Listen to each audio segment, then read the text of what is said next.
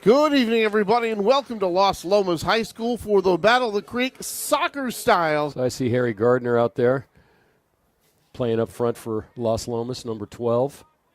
He's a captain. Well, that was a good-looking play right there by Zach Wilson, number 5, but he had it taken away again. Here's one. They center it. Oh, nice He's got cross. one, and this one's going to score! That was a beautiful cross there. The crossing path counted, and number 15, Tim Whitinger, the junior, all DFAL last year, and he gets the goal. What a beautiful play by the Knights.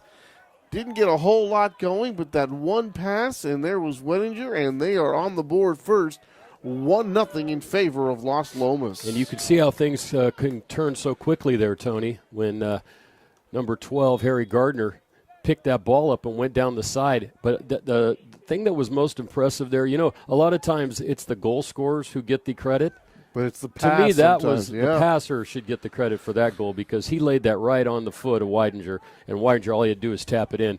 Kind of as we talked about earlier, the similar things that you see from a guy like Joe Thornton when he comes down the wing for the Sharks, and it's the ability to put that puck right on the stick of that player. That time, the ball was put right on the foot of that cross. That's the kind of thing you would see from Mr. Wondolowski if you're an Earthquakes fan and have watched him play. That's the kind of play that he makes his living off of, is that crossing play going towards the net. And we are back for the second half right here on Walnut Creek TV, where TV comes home. Anthony Schultz along with Dan Wall.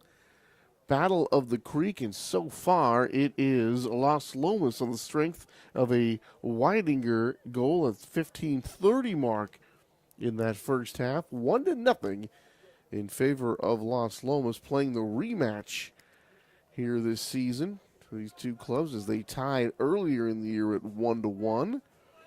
You have the Knights, who experienced a lot of scoring, especially earlier in their season, and the Broncos, who've just been, they have been one of the stingiest teams around. All of last year they only gave up 15 goals, and that's basically where they're around right now.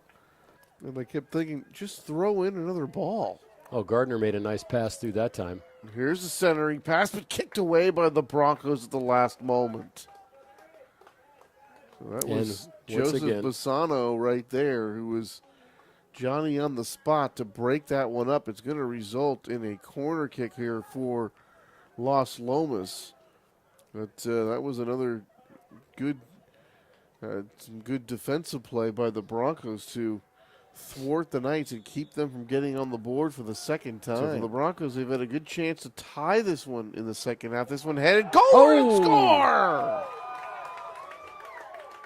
Trying to see who got that. It looks like it was Whitinger again. I think it was. And you know what? An impressive play that time made by number 21, Harris Masterson, who came running in from midfield and might have acted as a decoy there.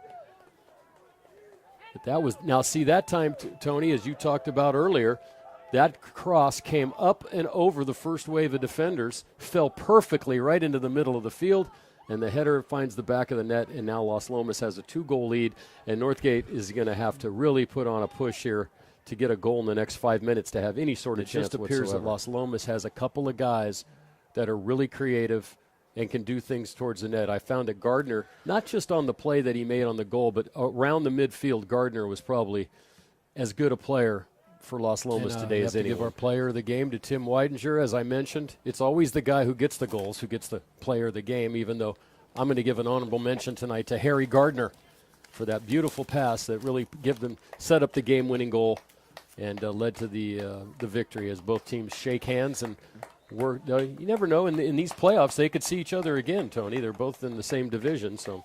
Well, they played each other twice. They had a tie early in the season, 1-1. The Knights get this one, and they claim Walnut Creek supremacy as they win it here tonight by a final score of 2-0 for Matt Bolander. For Dan Wall, I'm Anthony Schultz saying good night from Los Lomas High School, and we'll see you next time on the Battle of the Creek on Walnut Creek TV, where TV comes home.